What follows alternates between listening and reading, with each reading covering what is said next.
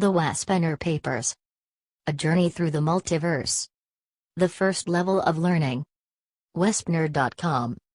Genetic Manipulation, GM, Section. GM Paper Number 2, Genesis or the Genes of Isis? By Wespner, Sunday, April 10, 2011. Wespner.com. 1. Experimenting with Genetics. Now, given free hands by King Anu, EA and Ninish Zida immediately continued their genetic experiments to create the perfect worker. Before they even came close to the end result, they tried different options. The most amazing creatures were created, such as the centaur, which was a crossbreed between Anunnaki and wild horses, in an attempt to create the perfect workhorse, strong and intelligent. That project was eventually abandoned, but this is where the myth about the centaurs come from. Instead, EA and Ninish Zida started copulate with existing ape women of the Homo erectus species already existing on the planet. To their dismay, they found that no offspring came out of that intercourse, so they used other different tactics to get their results. They copulated and placed their seed inside of ape women, and created zygotes in test tubes. Then they surgically implanted the zygotes in ape women. That didn't work either. The ape women got their offspring, but they couldn't talk, their internal organs didn't work properly and they lacked hand dexterity. Then, EA came up with the idea to implant a test tube-grown zygote into Ninma's womb, containing his sperm, she who later was renamed Ninhursag by Ninurta, and became known as Isis in Egypt. When the baby was born, an excited EA slapped the baby on his behind, and he gave out the proper sound. The baby could speak. The research team was very happy. The little one looked like earthclay, his skin was dark red and his hair was raven black, contrary to the A.A.M.I, who were Caucasians, with blonde hair and blue eyes. Another difference between the Syrian bodies and this new hybrid was that the Syrians were born without foreskin around their penises. This hybrid had a foreskin. EA thought that was good, because it would act as a distinction between themselves and this new hybrid race. He decided that they should let the foreskin stay on. Inspired by their success, the research team gathered 7 other Anunnaki women to act as carrier of new zygotes originating from EA's and Ninish Zida's sperms. They delivered 1 hybrid each, and now there were 8 clones altogether, all male. Ninish Zida then decided to create female hybrids. He implanted this zygote in Ninki, Damkina, EA's wife, and she delivered by C-section. This, too, was a success, so once again, the same 7 surrogate women were used, and they all gave birth to 1 female baby each. The female babies, contrary to the males, were blonde and blue-eyed, just like the Syrians. EA and his son wanted to continue using the surrogate mothers, but Ninma objected and said it was too hard on them, and it wasn't enough with 8 women to create a worker race. So, EA brought the original master hybrids, called Adami and Tiamat, to Aden on top of the Persian Gulf, which was EA's home, and the rest of the clones, created from the 2 master copies, were sent to Africa and caged. There they were allowed to have intercourse in hope to bring offspring. The hybrids copulated frequently, but there were no offspring. At the medical center in Shirabak, Ninish Zida worked hard to find the gene in their own DNA which they could use for their hybrids to be able to reproduce. He eventually found that the Nibiran females had a recessive Z chromosome allele in their genotype, while Tiamat had only 20. With this new revelation in mind, he anesthetized EA, Ninma and Tiamat. From the rib of Enki the life essence he extracted, into the rib of Adamu the life essence he inserted. From the rib of Ninma the life essence he extracted, into the rib of Tiamat the life essence he inserted. He proudly declared, to their tree of life 2 branches have been added, with procreating powers their life essences are now entwined. 2. YHWH, the schizophrenic god. EA and Ninish Zida kept it a secret that they had altered the original female hybrid, and the 2 original hybrids kept living in Aden. And Tiamat made leaf aprons for herself and Adamu, while they continued living in Eden. Namor soon noticed that the hybrids were no longer naked, but wore aprons, and he asked Ea why this was. Ea confessed. The Enlil became furious and told his brother he'd gone way too far. Not only had he manipulated the Nibiruan Council to break the law and create hybrids in general, now they could reproduce as well. This means, shouted Namor, that this insignificant species is initiated to the Tree of Life, meaning that they got the longevity of the gods, which could be thousands of years. They were on their way to become one of them. This is not acceptable at all, Namor was raging. Ninishzida quickly came to Ea's aid and assured the Enlil that he had excluded the longevity gene from the Adami race, and they would not have the longevity of the gods. Namor, still furious, commanded Ea and his son to expel Adamu and Tiamat from Eden and bring them where they belonged, in the gold mines, so they and their offspring could replace the Anunnaki workers, who now were about to revolt again. Ea knew his brother quite well, and understood that from now on, Namor would slander him and call him an evil serpent in front of the hybrids to emphasize his own power and diminish Ea's. Therefore, Ea set up the first secret society on Earth, the Brotherhood of the Snake. He recruited a few, selected hybrids, whom he taught advanced thinking, technology and advanced, philosophical thinking. He gave his creation access to the Tree of Knowledge, something that was forbidden as well, but not as serious as tampering with the Tree of Life, which had to do exclusively with the immortality of the gods. The reader quite certainly recognizes this story from Genesis in the Bible, when Eve ate from the fruits of the Tree of Knowledge and became aware of whom she was, and Adamu then did the same. Namor is the equivalent to YHWH/Jehovah and Ea is the serpent, Satan/Lucifer, who seduced Eve, Tiamat to eat from the Tree of Knowledge. When Namor YHWH found it, he expelled Adam and Eve, Adamu and Tiamat, from Eden. In Christianity, Satan and Lucifer are one and the same, but that's a misunderstanding. Besides being archetypes, in this case, Ea would better fit the picture of Lucifer, the light bearer, who shone light, knowledge, on the newly born humanity. Satan would perhaps better fit Marduk, who inherited the title Lord of Earth from his father, Ea, when most of the Anunnaki left in 2024 BC. After the destruction of Sodom and Gomorrah. He has been here, claiming the title, Lord of Earth ever since. The story of YHWH is complex and consists of a composite of Anunnaki beings, thus the schizophrenia of the god. In the Bible he is hard to make sense of, because he changes personality traits back and forth in a very confusing manner. The reason for this is that he is not just one person, but at least two. Namor and Ea. In the Bible, the two are mixed up and combined to one, while Namor's curse on Ea for have educated the hybrids was what was brought on down the history line, making Ea the bad guy, Satan/Lucifer/the serpent, who rebelled against God. Serpent is not only a snake, it's also a symbol for wisdom or knowledge and has nothing to do with evil. Sitchin says. In this context Yahweh of the Bible indicates Enlil, in other contexts the Bible's Yahweh designates Ninurta, Marduk, Adad. Yahweh may allude to a god of the Nibirans imported from home planet Nibiru. Some places in the Bible Yahweh even designates Enki, as when Enki suggested creating hybrid earthlings. So YHWH, just like Satan and Lucifer, is an archetype, but the jealous god, who made the Hebrews his chosen people is more than likely Namor, the Enlil. Robert Morning Sky, who wrote the Terra Papers in 1996, also made a radio interview called Star Elders in 2008, where he discusses YHWH among other things. He said that Lord Namor, the Enlil, was the hot-tempered YHWH, and the mellower YHWH, both described in the Bible as one deity, was Ea.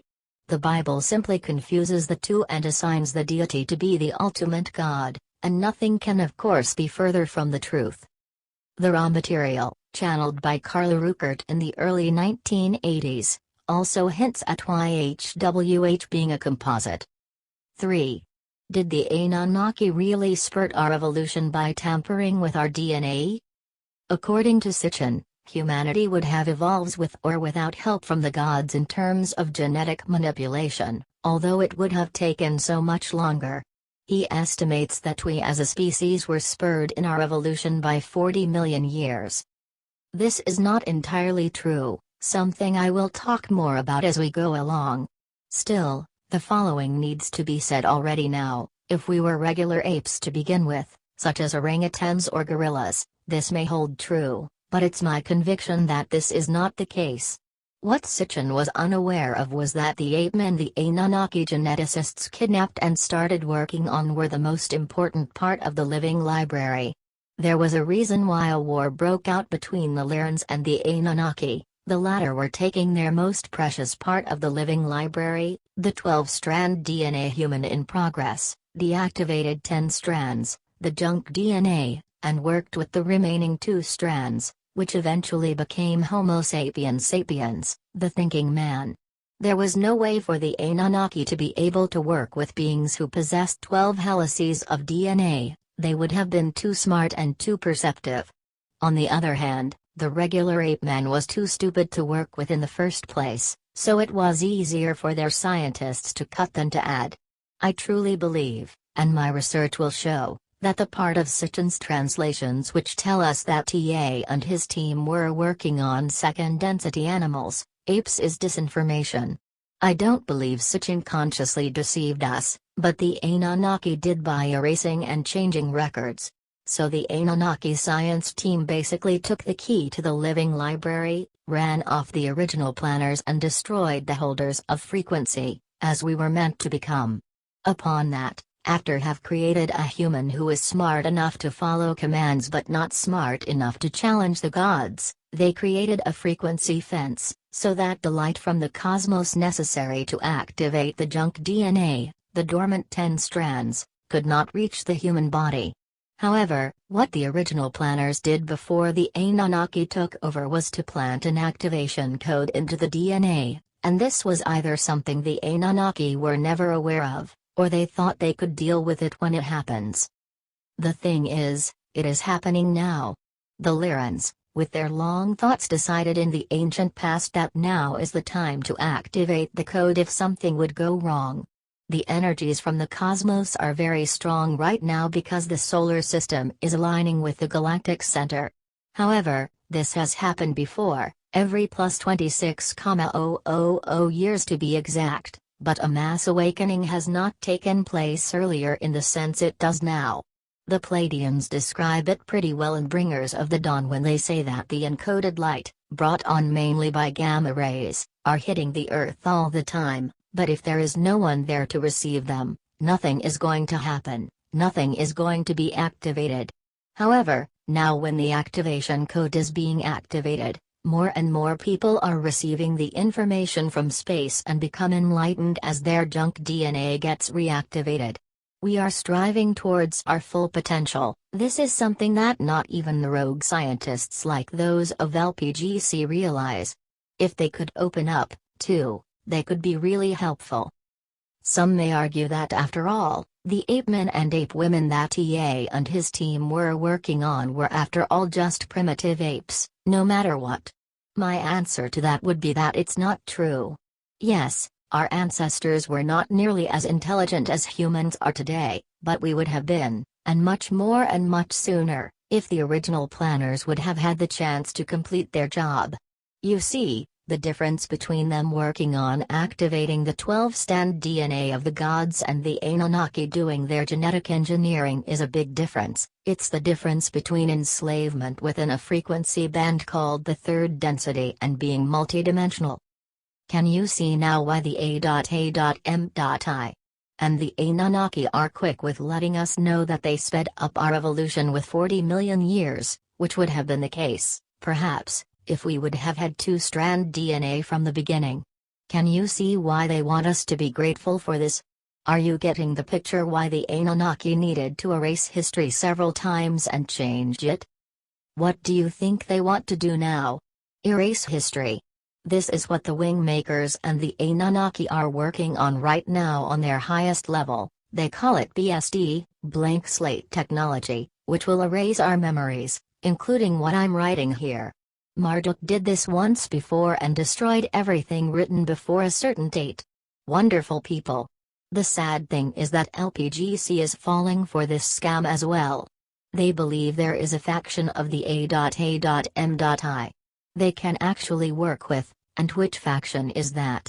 The House of the King of the A.A.M.I. It's a grand deception, and what I am telling you now is just the beginning. I will go into depth on this as we move along. But please make sure you read these papers in sequence.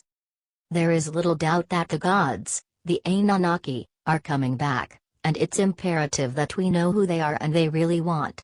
I have done my best to find out, so bear with me as we move along with our story. 4. The early humans become miners.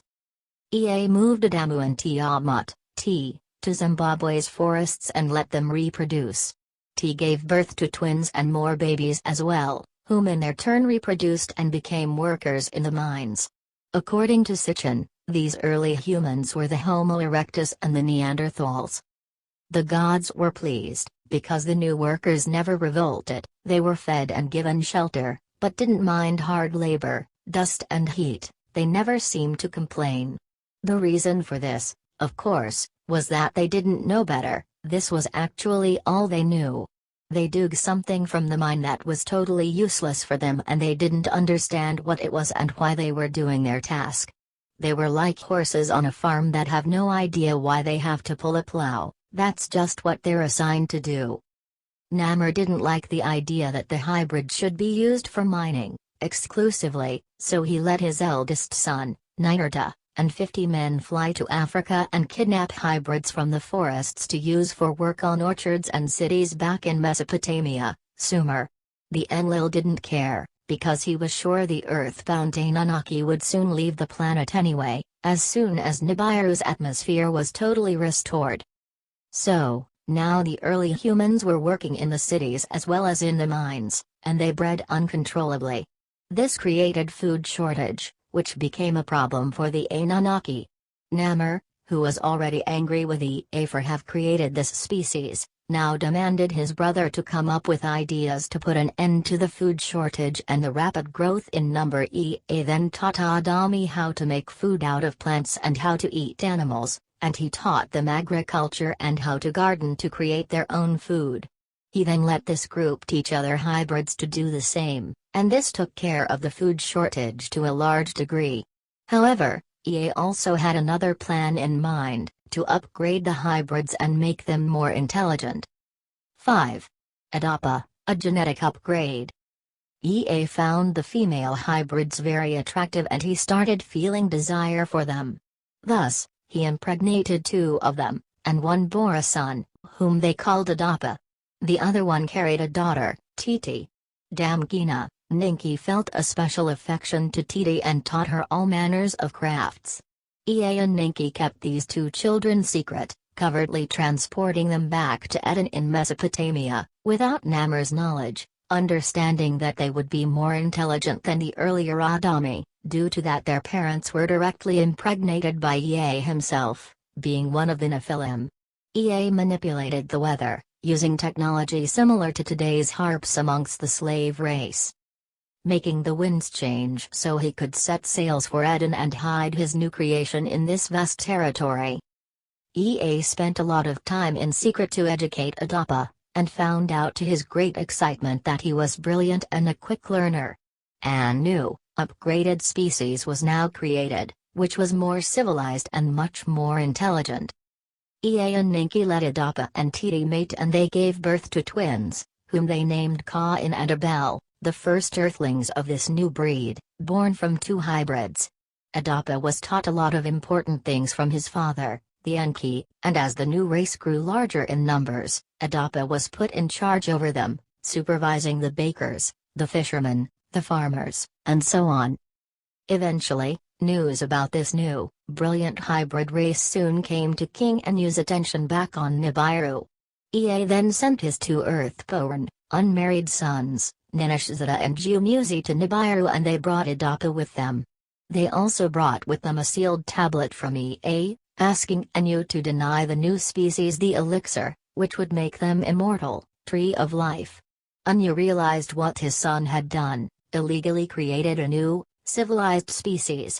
The reason Ea wanted to deny them immortality was so that they could stay quarantined on Earth for a long time.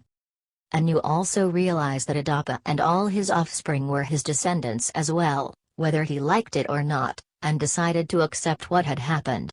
Hence, he let Jumuzi stay on Nibiru for another hour to learn about husbandry, while Ea and Ninishzida were sent back to Earth as teachers for the new, civilized man. Jumuzi, when Nibiru came back after 1 hour, also brought with him the seed for goats and sheep, so these animals could be introduced to Earth, to be herded by the humans. Anu agreed to refusing to add the longevity gene to the new species, and deprive them of the nanotechnology which extended the A.A.M.I.'s lives significantly, but the first Homo sapiens still lived for a long time, sometimes up to nearly 1,000 years, something which is written about in the Bible, especially in the Book of Kings. After a while, however, Ninishzida's elder brother, Marduk, took over the task to teach Abel, and the Enkites now had full control over the breeding program on Earth, something Namur did not like. He suggested that his eldest son, Ninurta, tutored Kain to get his own bloodline into the project, and so it was decided. Kain, under Ninurta's supervision, soon presented the first grain, while Abel, under Marduk, presented the first sheep. However, the conflict between the Enlilites and the Enkites, which continues up to this date, came to surface again, and it showed to have serious implications. Ea, due to Namur's involvement in the project, which he disagreed with, seemed to favor Abel before Kain and blessed Abel for his achievements with the sheep, but said nothing about what Kain had achieved with the grain. Ea's neglect of Kain saddened and aggravated him, something that eventually led to Kain slaughtering his twin brother with a stone after a fist fight. Kain was sentenced to exile by the Nibiruan Council, but Ea managed to spare his life, saying he was needed for the genetic experiment. Instead, the council decided to distinguish the two lines, so that the two bloodlines could be quite easily recognized from each other. Ninishzida, the master geneticist, therefore altered Cain's genotype so that the men in his bloodline couldn't easily grow beard. From that came the ancestry of some Asian people and the Native Americans in the West. Kain and Awen, his sister, then departed from the rest and wandered alone through the wilderness for a long time, eastwards. Eventually, Ninurta helped Kain and his offspring with building a city east of Eden, which became Nut. However, Kain was killed by a falling stone, allegedly, while building the city. Satan suggests he may have been murdered, sounds like karma, from had killed his brother.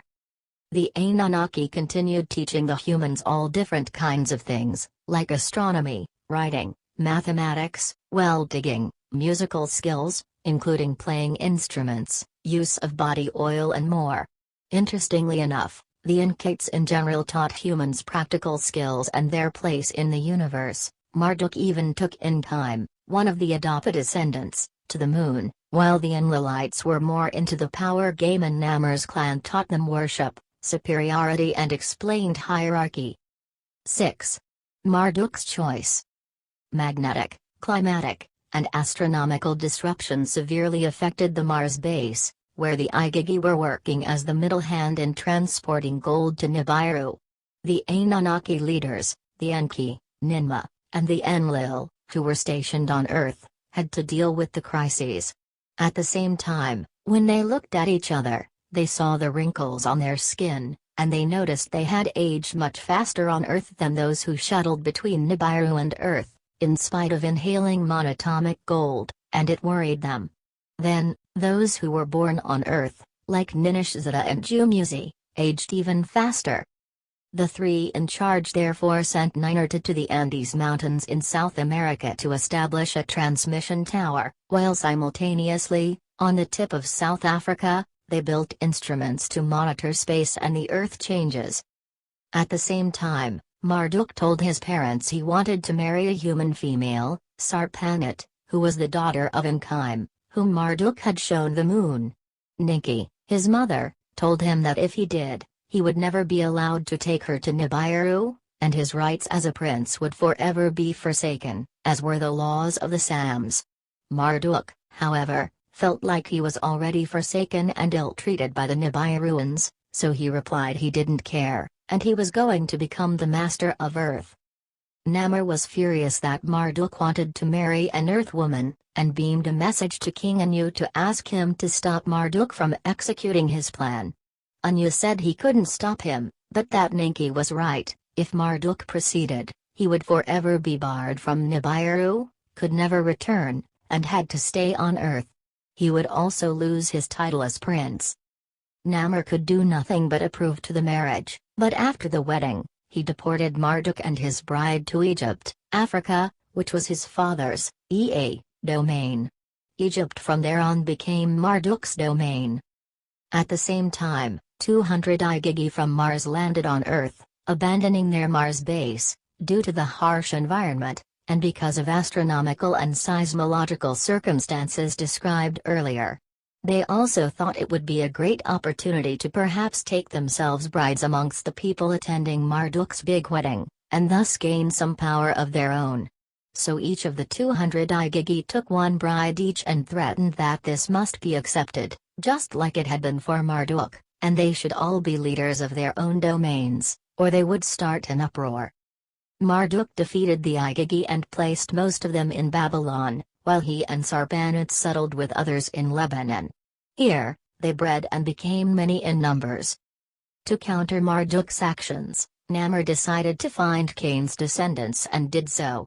He took them under his wings, taught them how to build balsam rafts, and they sailed with Ninurta to South America, where they learned about tin and gold mining.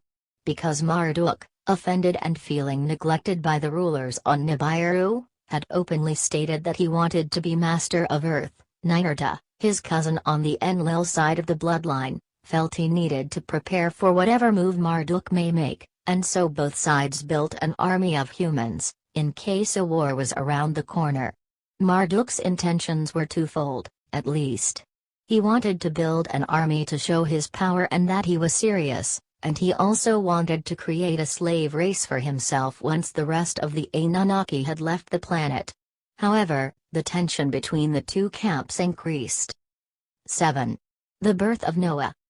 As mentioned earlier, and as the reader may have noticed, the gods were not exactly monogamous. Ea was certainly not an exception. Sex, and strengthening of the royal bloodlines was something very important to the gods, and something they found tremendous pleasure in. Incest, sex with minors, and promiscuous behavior in general was normal behavior and not considered strange amongst them. This is where we humans learn those traits, although we are still much more restricted than they were. In those days, for a woman to be invited to have sex with one of the gods was not something you tried to avoid, it was considered an honor. So, once again, Ea felt desire for a human female. He seduced Beitanash, who was bathing him, and impregnated her. The offspring's name was Utnapishtim, better known as Noah. Namr was furious over Marduk's attempts to gather so many humans around him, and he wanted to put an end to it. He decided to starve them out, and using his title as the Enlil, Lord of Command, he ordered that no aid should be sent to humans if they were sick, and no food of ocean fish should be available to them. Utnapishtim, who lived at Shurabak at the time, went to Ea for help. Ea suggested they should protest against Namr by stop worshipping the gods and offering their service to them. However, he could not go against Namr's orders. Still, Ea couldn't sit and watch, so he covertly helped humans by sending them his own supplies and taught them how to fish and be self-sufficient. When Namr found out that the humans could survive without his help, he became even more upset and accused Ea for conspiring against him. Ea then lied, and said the humans found this out by themselves. That settled it for Namr, YHWH, and he decided to get rid of humanity once and for all. He didn't really need them anymore, anyway, as the time for the Anunnaki departure from Earth was close. At this time, huge solar flares had been spotted, and the ice caps of the North Pole and Antarctica started to break up. EA's son, Nergal, reported from the tip of South Africa, that when Nibiru would pass the next time, Earth would most probably be flooded. 8. The Great Deluge. King Anu beamed Earth and said that Earth and Mars needed to be evacuated as soon as possible, before Nibiru entered into a certain position in the solar system. In Africa, the gold mines shut down, and the Anunnaki, the Earthbound, came from all over the planet and gathered in Eden, and a fleet of Nibiruan spaceships landed in Eden. On one of the spaceship, the mysterious white-haired Galzu, Great Knower, who was Anu's advisor, came down with a sealed message from Anu. It was a legitimate sealed message, saying Galzu would speak on behalf of King Anu and the council. First, Galzu summoned Ninmah and Ea and told them they had aged quite a bit in a relatively short time. He, Galzu, had not, because he had not been living on Earth. Furthermore, he stated that they could not come back to Nibiru, or they would die. Because they'd been so long on Earth their bodies could not survive the home planet's net force. Galzu suggested that those who stayed on Earth, and this included Namur and Marduk as well as many others who'd been here for long, or born here, either place themselves in rocket ships to orbit the Earth until after the deluge was over and the water had withdrawn to a point where land masses could be spotted and made suitable for inhabitants. Then the leaders would return to Earth, the only place they could survive at. For those who were not leaders, other options were given. They could choose to leave and wait it all out by moving to higher ground, up in the mountains. The Igigi, and others whom had chosen human spouses had to choose to stay with them on Earth and wait out the catastrophe, or leave and abandon their spouses. This included Sarpanit, Marduk's wife. When Namur got the news, he met with the Anunnaki Council on Earth, which consisted of the leaders' sons and grandsons and the Igigi leaders. He emphasized that the humans had to succumb in the flood and meet their destiny. The Enki protested furiously and said there was no way he would let his creation drown. The Enlil then raised his voice and shouted in anger, bringing up that these creatures, humans, were created illegally in the first place, and also shouldn't have been made to recreate. Furthermore, he accused Ea for letting his son Marduk spread the human genes all over the place by letting the Igigi kidnap female Homo sapiens sapiens, leading to intermarriage between men and God. Ea should have no say, according to Namur, after all the crimes he'd committed. Ea refused to commit to this, but did not openly debate Namur, whom after all was Lord of Command. After that discharge of embedded emotions, Namur managed to calm down the council back to order. This is what he finally decided. Astronauts with human spouses and children must move to higher ground and wait for the flood. When water engulfed most of the planet, repatriating ships would come and get them to Nibiru. Ea, Ninmah, and Namur, with their families, would orbit the Earth until the humans had drowned and the water receded. Marduk was decided to shelter on Mars base. Nannar, the Enlil's son, would wait out the flood on the Earth's moon. Ea, upset over the decision to terminate all humans, started, together with Ninmah, to hide records and computer programs deep in the Iraqi soil. They also prepared genetic banks of Earth's creatures to save from the coming flood. They also collected female eggs and the female essence, samples of the female DNA code, thereafter all the living kind to combine. Now they awaited the flood. Ea had a dream that he should warn Utnapishtim, Noah, and tell him to build an ark, where he could save his family and animals. In addition, he should take with him on his boat the seed of all the Earth species so they could be recreated later. When the Enki woke up, he got the feeling Galzu had been the narrator in dream state, but he decided to take heed, because he wanted to save this species. The dream had clearly told him not to say anything and not to break the policy withholding from the humans that they were about to all drown, but he could hide the seed for the future, so he didn't have to start all over. Utnapishtim was informed and followed Ea's command exactly, and soon the ark was built and filled with food and seed from all living species on Earth. 13,000 years ago, the ice sheet in Antarctica slipped. Nibiru's net force put it in the South Sea, and as it melted, driven north, water started rushing at 650 million cubic feet per second. The storms whipped and the water rose quickly and killed everything in its way, except for Utnapishtim's ark, which floated on the waves for 40 days and 40 nights, until it got stuck on the top of Mount Ararat. There they offered a lamb for Ea, and Namur and Ea came down to meet them in whirlwinds, something which looked like modern helicopters. Eventually, the water from the deluge receded, and the devastation was almost absolute. Almost nothing of what the Anunnaki had built the last 432,000 years were left. The spaceport at Sippar was gone, Mesopotamia laid hidden, Eden was gone, only the raised stone landing place at Baalbek, Lebanon, was intact. The remaining gods were looking at a whole new world,